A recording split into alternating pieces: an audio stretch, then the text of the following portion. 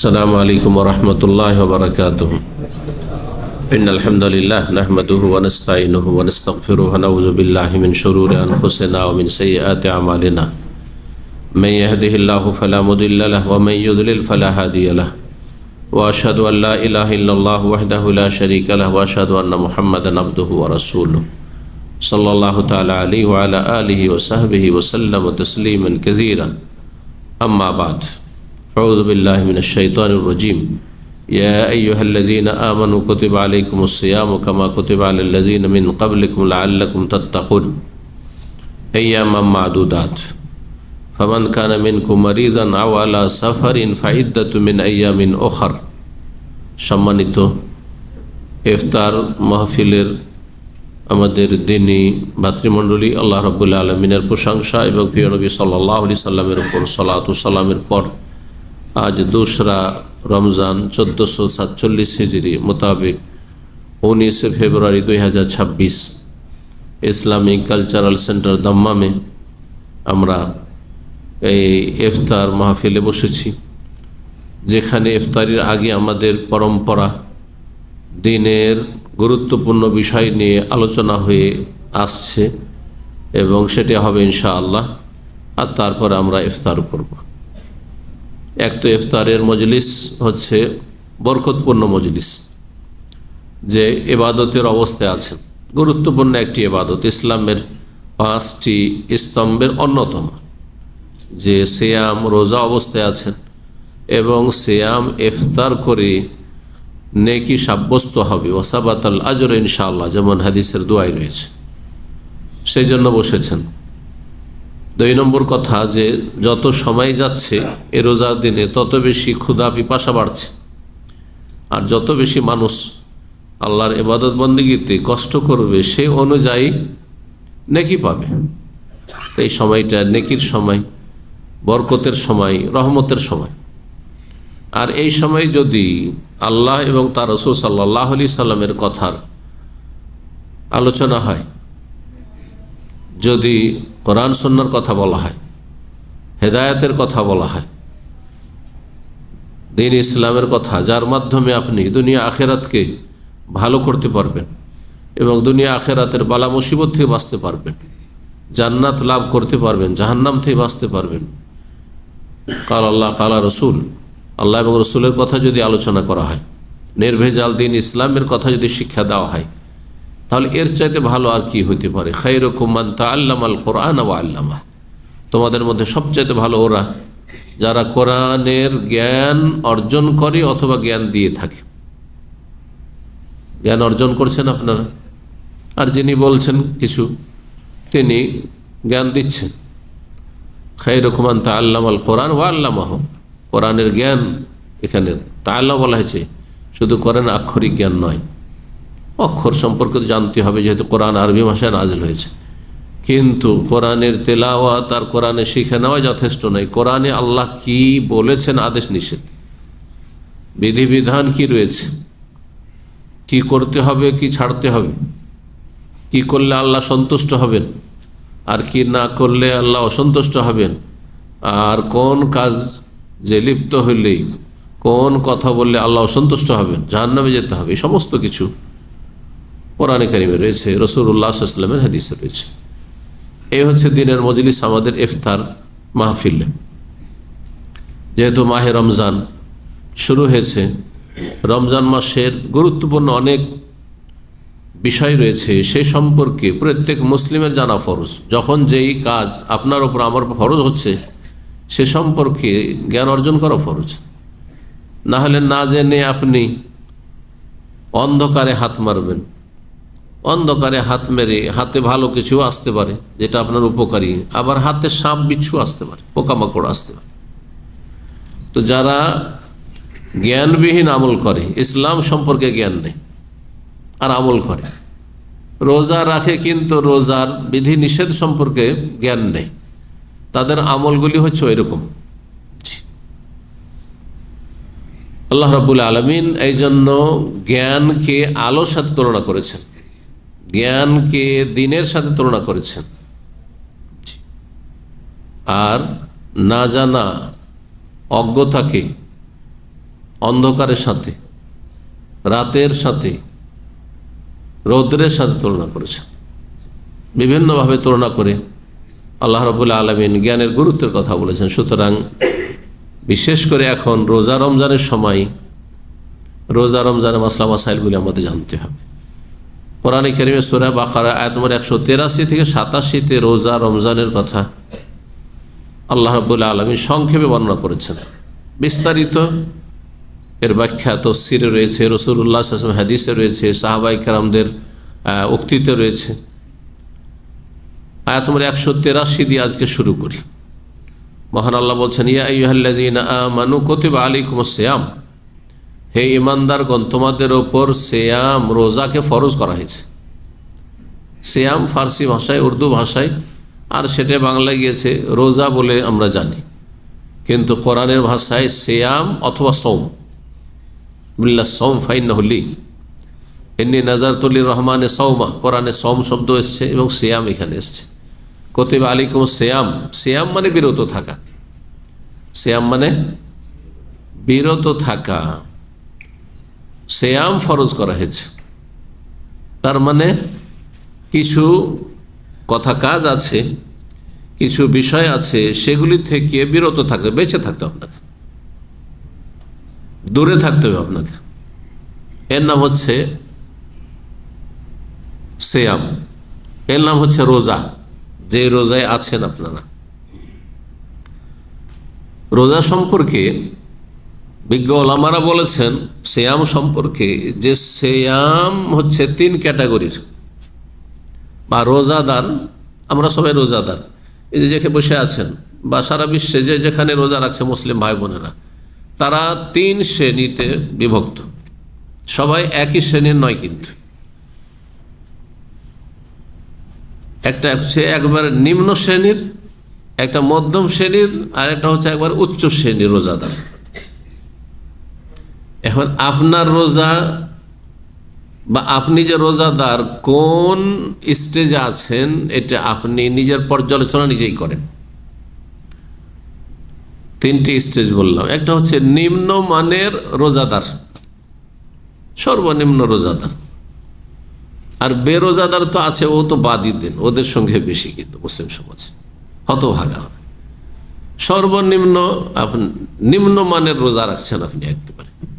আরেকটা হচ্ছে মধ্যম শ্রেণীর রোজা, আরেকটা হচ্ছে একবারে আপার শ্রেণী, হ্যাঁ আপার ক্লাসের রোজা। কোন রোজা চান আপনারা? হ্যাঁ একবার নিম্নমানেরটা। হ্যাঁ যদি আপনাকে বলা হয় 3 রকমের চাকরি আছে, জব আছে কোম্পানিতে, নতুন চাকরি তলাশে আছেন, 3 রকমের চাকরি আছে। একটা হচ্ছে নিম্নমানের চাকরি, ক্লিন টি বয় ধরনের, হ্যাঁ এই ধরনের চাকরি আছে। আর একটা হচ্ছে মধ্যম ধরনের চাকরি আছে, হ্যাঁ অত কষ্ট নেই, শারীরিক কষ্ট নেই। আর একটা হচ্ছে একেবারে আপার লেভেলের চাকরি। কোনটা চাইবেন? আস্তে করে বলছেন মনে হয়েছে, মধ্যমটাই চাইবেন তাই না? অত উপরে যেতে চাই না, তাই না? যদি এখনই সুযোগ পান যে আমাকে প্রধানমন্ত্রী করে দেওয়া হচ্ছে, একবার সাথে সাথে দৌড় দিবেন, হ্যাঁ জীবন বাজি লাগিয়ে দিবেন যে মরি আর বাঁচি, হ্যাঁ মরলে মরেই গেলাম আর বাঁচলে প্রধানমন্ত্রী হয়েই গেলাম, তাই না? চিন্তা করেন তাহলে কত উন্নতি করতে চান দুনিয়ার ক্ষেত্রে আপনারা। এ হচ্ছে মানুষের অবস্থা। ইন্নাল ইনসানা খুলিকা হালুআ, আল্লাহ বলছেন মানুষকে সৃষ্টি করা হয়েছে অত্যন্ত লোভী করে। লোভ শুধু দুনিয়ার ক্ষেত্রে, জান্নাতের ক্ষেত্রে লোভী না। জি, আখেরাত পরকালের ক্ষেত্রে চোখের আড়ালে কবরের জীবনকে সুখী করব, লোভী না, আগ্রহী না। ইন্নাল ইনসানা খুলিকা হালুআ, দুনিয়ার ক্ষেত্রে অত্যন্ত লোভী, অত্যন্ত লালসা, বড়ই উদ্গ্রীব, আগ্রহী। কেমন করে বড় হব? তো রোজাটাকে ওই রকম, হ্যাঁ ওপর লেভেলে নেওয়ার চেষ্টা করেন। জি, তাহলে সবচাইতে পরিপূর্ণ আপনি সওয়াব পাবেন, নেকি পাবেন, আর সবচাইতে উচ্চ মর্যাদা পাবেন রোজার মাধ্যমে। এবং বেহিসাব, বিনা হিসাবে আল্লাহ রোজার নেকি দেবেন। হাদিসে কুদসিতে আছে না যে রোজা এমন একটি আমল যার নেকি কে দেবেন? আল্লাহ দেবেন। কিন্তু আপনি নিম্নমানের রোজা রেখে কতটা পাবেন? আপনি নিম্নমানের মতো পাবেন আপনি। মধ্যম শ্রেণীর রোজা রাখবেন, মধ্যম মানের আপনি নেকি পাবেন। কিন্তু যদি আপনি হাই কোয়ালিটির রোজা রাখেন আপনি, তাহলে হাই কোয়ালিটির সওয়াব পাবেন। আল্লাহু ইয়ারযুকু মান ইয়াশা বিগাইরি হিসাব। ইন্নামা ইউওয়াফাস সাবিরুনা আজরাহুম বিগাইরি হিসাব। যারা ধৈর্যশীল আর রোজাদার ধৈর্যশীল, রোজা কিন্তু ধৈর্যের নাম। ধৈর্য ছাড়া রোজা রাখা সম্ভব? সারাদিন একটু পানি খেতে পাই না, সারাদিন একটু কিছু খেতেও পাই না, অথচ বাড়িতে খাবার দাবার আজকালকার মানে অভাব নেই, কত রকমের খাবার আছে। আর তারপরে নতুন নতুন অনেকে বিয়ে শাদী করেছেন, তারপর ধারে কাছে যেতে পারছেন না বইয়ের। যেমন তেমন ধৈর্যের বিষয়, অত্যন্ত ধৈর্যের বিষয়। এই জন্য রোজা একটি গুরুত্বপূর্ণ সবরের ইবাদত। এই মাসকে এই জন্য বলা হয়েছে শাহরুস সবরে, ধৈর্যের মাস। এটি ধৈর্যশীল না হইলে রোজা রাখা সম্ভব নয়। দেখছেন না অনেক লোককে, প্রথম দিকে তো তারাবিতে মসজিদে জায়গা হয় না। দেখেন এই মসজিদে আপনি তারাবি পড়ে দেখেন, মাগরিব পড়ে দেখেন, তাইলে বুঝবেন। রাস্তাঘাটে তারাবি হচ্ছে, 2-4 দিন চলবে, তারপরে ধৈর্য হারা, কত আর চালাবো। একদিন দুদিন হয় তাও কাজ হয়, তাই না? গোটা মাস চালাইতে হবে। কি এত চালায়? সংখ্যা কমতে শুরু হয়েছে বাস্তব। তো রোজা হচ্ছে ধৈর্যের বিষয়। এখন বলে ফেলি তাহলে 3 রকমের রোজা। আপনি কোন রকমের রোজা রেখে কোন শ্রেণীর মানুষ হতে চান, আর কি রকম আল্লাহর কাছে মান সম্মান ইজ্জত পেতে চান, পুরস্কার পেতে চান।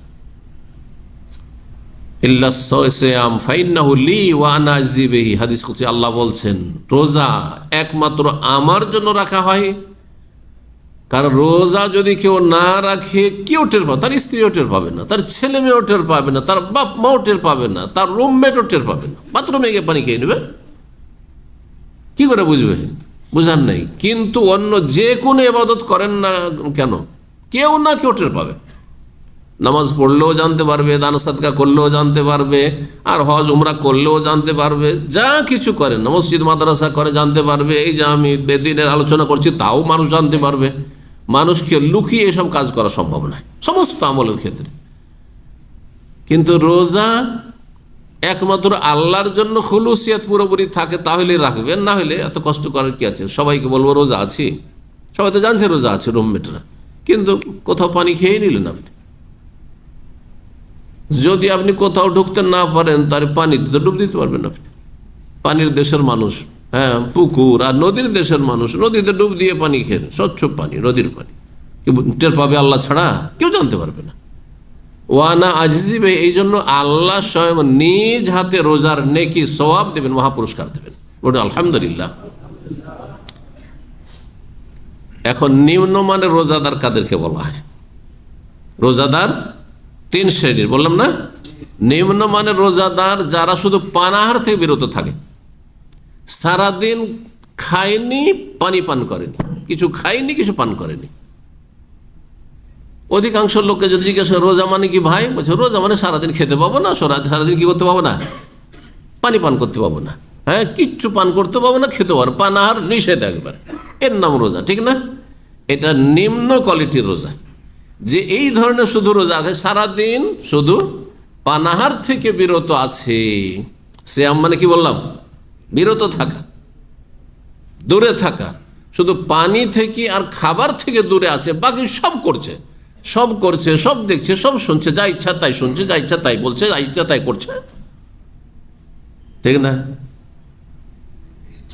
জবানের রোজা নেই, অন্যায় অশ্লীল কথা বলছে, অসার ফালতু কথা বলছে, কাউকে গাল দিচ্ছে, কারো গীবত করছে, চুগলখড়ি করছে, মিথ্যা কথা বলছে, ধোঁকাবাজি করছে, চোখে হারাম দেখছে, হারাম দেখছে, কানে হারাম শুনছে, জি, ফেসবুক খুলে দেখছে, নোংরা ছবি দেখছে, মহিলাদের ছবি দেখছে, মহিলাদের খবর শুনছে রোজা অবস্থায়। আস্তাগফিরুল্লাহ।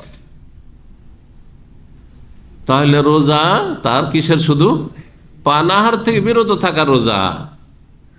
দ্বিতীয় শ্রেণী, মধ্যম শ্রেণীর কিছু আছে আমাদের যারা দ্বীনি সার্কেল ভাইরা, দ্বিতীয় শ্রেণীতে অনেকে আছেন, দ্বিতীয় শ্রেণীতে আছেন, দ্বিতীয় লেভেলে। সেটা হচ্ছে পানাহার থেকে বিরত থাকে আর অঙ্গ প্রত্যঙ্গকে যেসব কথা কাজ থেকে বারণ করা হয়েছে সেগুলি থেকে বিরত থাকে। কি বুঝলেন? বলতে পারবেন কেউ? দ্বিতীয় শ্রেণীর রোজা হচ্ছে যে সমস্ত অঙ্গ প্রত্যঙ্গের রোজা রাখা, শুধু পেটের রোজা রাখা নয়, আর গুপ্তাঙ্গের রোজা রাখা নয়।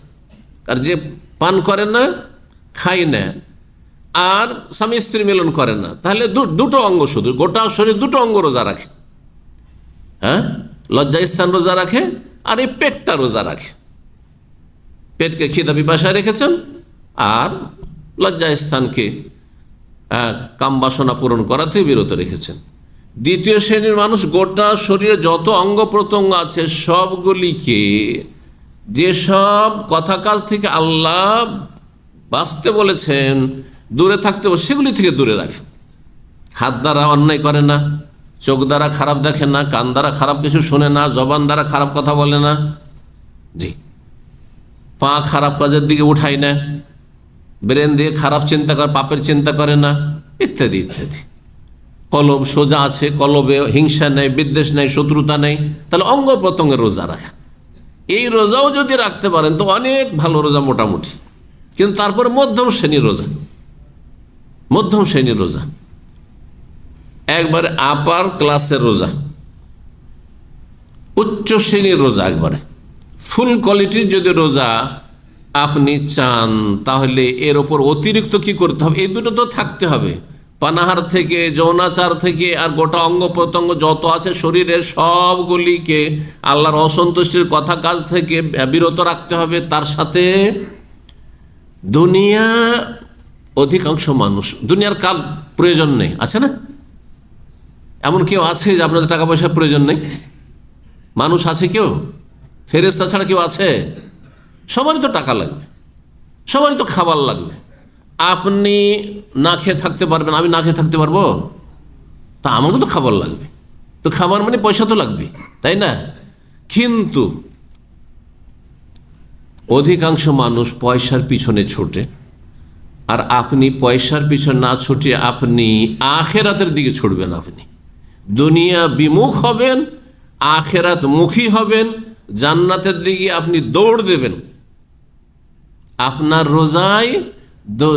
রোজা এমনভাবে রাখছেন যে আপনার গোটা শরীর, অঙ্গ প্রত্যঙ্গ সব কিছু তো রোজা রাখছেই, কিন্তু তার সাথে দুনিয়ার দিকে মনটা ঝুঁকা থেকে, আর দুনিয়া নিয়ে ব্যস্ত থাকা থেকে, এই যে রোজা রমজানে চিন্তা করা যে ঈদ আসছে সামনে, ভালো একটা কাপড় চোপড় লাগবে, তারপরে ভালো একটু কেনাকাটা লাগবে, এই ইফতার করবো তো একটু ভালো কিছু আইটেম লাগবে, ডেলি ডেলি যাবেন আর নিয়ে আসবেন হোটেল থেকে, রেস্টুরেন্ট থেকে, আর খাবো, হ্যাঁ এই সাহারিতে একটু ভালো খাবো, এই সব কোনো ধান্দা থাকবে না। কারণ এগুলো সব দুনিয়া, সব দুনিয়া। আরে কিছু একটা পেলেই হলো। তাহলে খুব সংক্ষিপ্ত, যেটা সবচেয়ে উচ্চ শ্রেণীর রোজা সেটি হচ্ছে অন্তরের রোজা রাখা, দুনিয়া মুখী হওয়া থেকে, অর্থাৎ দুনিয়া বিমুখ হয়ে পরকালমুখী হওয়া, আল্লাহ অভিমুখী হওয়া, এবং পরকাল সম্পর্কে সবসময় চিন্তাশীল হওয়া। রোজাতে যদি এইরকম হইতে পারেন তাহলে আপনার হচ্ছে হাই কোয়ালিটির রোজা। আল্লাহ যেন আমাদেরকে তৌফিক দান করেন। আল্লাহ রাব্বুল আলামিন যারা বিশিষ্ট নেক বান্দা, তাদের রোজাতে এই কোয়ালিটিটা আছে। আল্লাহ যেন আমাদেরকে সেই পথের পথিক হওয়ার তৌফিক দান করেন, এবং সেই মর্যাদায় আল্লাহ রাব্বুল আমাদেরকে যেন পৌঁছার তৌফিক দান করেন। আল্লাহ বলছেন কুতিবা আলাইকুমুস সিয়াম, সিয়াম ফরজ আছে, বললেন যে রোজা 3 রকমের রোজা। আপনি রোজাকে আপনার ভালো করার চেষ্টা করবেন। আল্লাহ যেন আপনাদের সকলকে তৌফিক দান করেন। রোজা শুধু এই উম্মতের ফরজ করে, যত মানুষ এসেছে মানব জাতির ইতিহাসে, যখনই আল্লাহ আদম আলাইহিস সালামকে পাঠিয়েছেন তখনই আল্লাহর বিধান পাঠিয়েছেন। এই জন্য যুগে যুগে নবী রসুল পাঠিয়েছেন। নবী রসুল পাঠার উদ্দেশ্য হচ্ছে মানব জাতি দিশেহারা, ওদেরকে সঠিক রাস্তার সন্ধান দেওয়া, জান্নাতের রাস্তা দেখানো, জাহান্নামের রাস্তা থেকে তাদেরকে সতর্ক সাবধান করা। এই জন্য আল্লাহ শরীয়ত নাযিল করেছেন।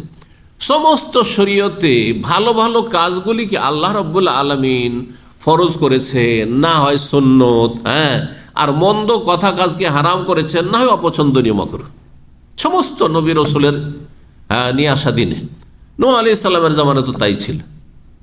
ইব্রাহিম আলাইহিস সালামের জামানায় তাই ছিল। তো যুগে যুগে যত নবী এসেছেন, কামা কুতিবা আলাল্লাযিনা মিন ক্বাবলিকুম, তাদের জামানাতেও এই রোজার মতো একটি গুরুত্বপূর্ণ উপকারী বহুমুখী উপকারিতা তাতে রয়েছে রোজায়, সিয়ামে। সেই রোজাকে আল্লাহ আগের উম্মতের ওপরও ফরজ করেছিলেন, কামা কুতিবা আলাল্লাযিনা মিন ক্বাবলিকুম লাআল্লাকুম তাত্তাকুন। কারণ মানুষ মাত্রেই, মানুষের মধ্যে যেমন ভালো কাজ করার মন মানসিকতা আছে, শক্তি আছে শরীরে, ঠিক তেমনই আল্লাহ সৃষ্টিগতভাবে খারাপ কথা কাজ যে কেউ করতে পারে। যে সবচেয়ে ভালো মানুষ সেও খারাপে লিপ্ত হয়ে যেতে পারে, যে সবচেয়ে খারাপ সে রাতারাতি এক্ষুনি ভালো মানুষ হয়ে যেতে পারে। আল্লাহ এই দুটো শক্তি দিয়েছেন, দুটো শক্তির দ্বন্দ্ব আমাদের ভিতরে চলতে থাকে, লড়াই চলতে থাকে। এই জন্য মাঝে মাঝে মনটা বলে যে যাবো না আজকে নামাজে, লড়াই চলছে। এই লড়াই কিন্তু আপনার ভালো শক্তি হেরে যাচ্ছে, জন্য যাবো না বলছে। পরে এই লড়াই করতে করতে না রে কত আর খারাপ থাকবো, যাই নামাজটা পড়ি, রমজান শুরু হয়েছে যাই নামাজ পড়ি। এই যে ভালো শক্তিটা মন্দ শক্তির সাথে লড়াই করতে গিয়ে ও জিতে গেছে, তখন আপনি ভালোর দিকে আপনি আগ্রহী হয়েছেন। মানুষের মধ্যে একটি ফেরেশতাগত ক্ষমতা রয়েছে, শক্তি রয়েছে বা চরিত্র রয়েছে, আর একটি পাশবিক শক্তি রয়েছে, হিংস্র পশুর মতো শক্তি রয়েছে। এই জন্য মানুষ মানুষের খুন করে, আর মানুষ ধর্ষণ করে, আর মানুষ জুলুম অত্যাচার করে, মানুষ অশ্লীলতা, নোংরামিতে, জেনা, ব্যভিচারে, সমকামিতা লিপ্ত হয়, বিভিন্ন হারাম কাজে লিপ্ত হয়, মানুষ চুরি করে, ডাকাতি করে, বেঈমানি করে, আত্মসাৎ করে। কিসের কারণে? কারণ পশুর মতো, হিংস্র পশুর মতো চরিত্র মানুষের মধ্যেও রয়েছে। এই খারাপ শক্তিকে আমাদেরকে দমন করতে হবে। আর খারাপ শক্তি নির্মূল করার জন্য, দমন করার জন্য রোজার বিকল্প কিছু নেই বললে চলে। সমস্ত ইবাদত দিয়ে হবে, কিন্তু রোজা অত্যন্ত ফলপ্রসূ এই ক্ষেত্রে। দেখেন রোজার অবস্থা আছে না, আপনার মন মেজাজটা কেমন হয়ে আছে? নমনীয়, মন মেজাজ ঠান্ডা। রোজা রমজানে দেখেন রাস্তাতে, হ্যাঁ, খুব স্পিডে গাড়ি আসছে, দেখছি একজন মানুষ এসেছে রাস্তা পার করার জন্য, আগে থেকে দাঁড়িয়ে যাচ্ছে। এত ভদ্র, মানে সীমাহীন ভদ্র হয়ে যাচ্ছে মানুষ। আপনারা খেয়াল করেছেন তো? আমি তো খুবই খেয়াল করি। যতটা ভদ্র না হলেও চলে, কারণ হ্যাঁ আমি থেমেই গেছি, রোড পার হব না, তারপর গাড়ি থামিয়েই দিল, আগে আমাকে পার করতে। এত ভদ্র রমজান মাসে। যেই দিন রমজান পার সেই দিন একবার রাতারাতি একবারে গিরগিটের মতো মানুষ পাল্টে যাচ্ছে। কেন? কারণ এই যে মানুষের মধ্যে খারাপ শক্তি আর ভালো শক্তি দুটোর যে সংঘর্ষ, লড়াই হচ্ছে, রোজা রমজানে ভালো শক্তিটা বেশি শক্তিশালী হয়ে যাচ্ছে রোজা রাখার মাধ্যমে, মেলা নেক আমলের মাধ্যমে, এই আপনার তারাবির মাধ্যমে, আর ফরজ ইবাদত বন্দেগীর মাধ্যমে। অধিকাংশ লোক অন্তত মসজিদমুখী হচ্ছে, নামাজি হচ্ছে, ইত্যাদি এসবের মাধ্যমে, যার ফলে ভদ্রতা বেড়ে যাচ্ছে। ওই মানুষগুলি লাআল্লাকুম তাত্তাকুন, পাপ মুক্ত হইতে পারবে। পাপ মুক্ত হওয়ার জন্য রোজা অত্যন্ত গুরুত্বপূর্ণ ইবাদত। সালাতের মাধ্যমেও তাকওয়া অর্জন হয়, অন্য ইবাদতের মাধ্যমে, হজের মাধ্যমে হয়, ওমরার মাধ্যমে হয়, কিন্তু রোজা দিয়ে যে তাকওয়া অর্জন হয় সেটি অনুভূত, প্রত্যেকে হাড়ে হাড়ে টের পাচ্ছেন। যত বেশি মানুষ খাবে তত বেশি শরীরে পাপের শক্তিগুলি শক্তিশালী হবে। হিংসা, বিদ্বেষ, শত্রুতা, লড়াই, মারামারি করা, আর গরম মেজাজ গরম হওয়া, আর তারপরে সীমা লঙ্ঘন করা ইত্যাদি, এই খারাপ শক্তিগুলি বাড়তে থাকবে যত বেশি খাবেন আপনি। এমনকি যৌন শক্তি বাড়তে থাকবে যত বেশি খাবেন। আর যত খাওয়া দাওয়াকে সীমিত করবেন তত বেশি যৌন শক্তি আপনার নিয়ন্ত্রণ থাকবে। এই রহস্যের কারণে তো ওই সব যুবকদেরকে যারা বিয়ে করতে পারছেন না বা সাথে স্ত্রীকে রাখতে পারছেন না, কি বলেছে রাসূলুল্লাহ সাল্লাল্লাহু আলাইহি ওয়াসাল্লাম? ওমান লাম ইয়াস্তাতি ফালাইহি বিসওম, যে বিয়ে করতে পারছো না, বউকে সাথে রাখতে পারছো না, সে জন্য বেশি বেশি নফল রোজা রাখে, সোমবার বৃহস্পতি রোজা রাখেন। দেখছেন যে আমার খুব কষ্ট হচ্ছে, আর ভালো লাগছে না প্রবাসে কাজ করতে, স্ত্রী দেশে রেখে এসেছি। জি, যদি দেশেই সচ্ছল থাকে তো দেশে চলে যান। আর যদি দেখেন যে আমার এখানে থাকার গরজ আছে, প্রয়োজন আছে, তাহলে বেশি বেশি ফালাইহি বিসওম, বেশি বেশি রোজা রাখেন আপনি। ফাইন্নাহু লাহু ওয়াজা, এতে হবে কি গুনার রাস্তাগুলি সংকুচিত হয়ে যাবে। ওলামারা বলেছেন রোজার হিকমত সম্পর্কে, শয়তান মানুষের শরীরের ভিতরে চলাফেরা করে। কিসের ভিতরে? হ্যাঁ, শরীরে কোন কোন জায়গায়? রক্তের সাথে। আর রক্ত কিসের মধ্যে রয়েছে? শিরা উপশিরায়, তাই না? শিরা উপশিরাগুলোতে। তো যখন মানুষ বেশি বেশি খায় তখন রক্ত চলাচলের স্পিড বেড়ে যায় বেশি, আর রক্তের সাথে শয়তান চলাফেরা করে, তাহলে শয়তানের স্পিড বেড়ে গেছে, শয়তানের তখন স্পিড বেড়ে গেছে। পক্ষান্তরে যখন না খেয়ে সারাদিন আছি তখন আমাদের যে ভেনগুলি রয়েছে, এই যে শিরা উপশিরা, সেগুলো সংকুচিত হয়ে গেছে, সংকুচিত হয়ে গেছে, এইরকম ফাঁক ফেলে একেবারে সংকুচিত হয়ে গেছে। যত সংকুচিত হয়ে যাচ্ছে তত বেশি রক্ত চলাচল কম হচ্ছে। যখন রক্তের স্পিড কমে যাচ্ছে তখন শয়তান আর দ্রুত বেগে শরীরের ভিতরে চলাফেরা করে আমাকে আপনাকে ওয়াসওয়াসা দিয়ে পাপে লিপ্ত করার সুযোগ পাই না। এ হচ্ছে রোজার ফায়দা। যার ফলে দেখা যায় যে খারাপ লোক, গোটা বছরের খারাপ মানুষগুলিও রমজান মাসে কেন মসজিদমুখী, আগে দিয়ে এসে বসে আছে। প্রথম কাতারে দেখবেন গোটা বছরে যারা নামাজ ঠিক করে পড়েন না, ফজরে তো খুঁজেই পাওয়া যায়, তারা দেখবেন আগের কাতারে তারাই পড়ার জন্য বসে আছে। রহস্য হচ্ছে যে রোজা রমজানে শয়তান চান্স পায় না এই রোজা রাখার কারণে। এই জন্য রোজা রাখার ক্ষেত্রে কেউ গাফিলতি করবেন না। আল্লাহ যেন এই ফরজ রোজা সিয়াম পালনে তৌফিক দান করেন। আল্লাহ বলছেন বেশি দিন না, এই শুরু হইতে হইতে কখন শেষ হয়ে যাবে টের পাবেন না। হচ্ছে না, দেখছেন তো কখন যে শুরু হলো, হঠাৎ করে শেষ। আল্লাহ বলছেন আইয়ামা মাদুদাত, মাত্র হাতে গোনা কয়েকটা দিন, মাত্র হাতে গোনা কয়েকটা দিন। তারপরে ফামান কান মিনকুম মারিদান আও আলা সাফার ফাইদ্দাতুম মিন আইয়ামিন উখার, কেউ যদি অসুস্থ থাকো অথবা সফরে থাকো তাহলে অন্য দিনে রেখে নেবে। সময় শেষ হয়ে যাচ্ছে আর আপনাদের খাবার দাবার দিতে হবে। এখানে আজকের আলোচনা শেষ করি।